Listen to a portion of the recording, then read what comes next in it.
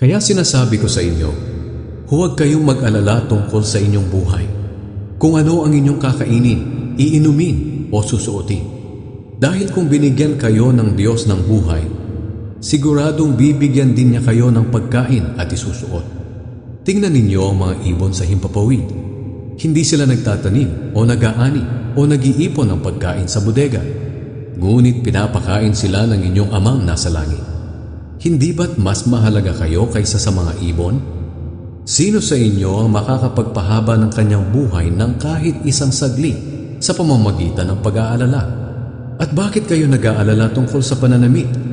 Tingnan ninyo ang mga bulaklak na tumutubo sa parang. Hindi sila nagtatrabaho o naghahabi. Ngunit sasabihin ko sa inyo, kahit si Solomon ay hindi nakapagsuot ng damit na kasing ganda ng mga bulaklak na ito sa kabila ng kanyang karangyaan. Kung dinadamitan ng Diyos ng ganito ang mga damo sa parang, na buhay ngayon pero kinabukasan ay malalanta at susunugin, kayo pa kaya? Kay liit ng inyong pananampalataya.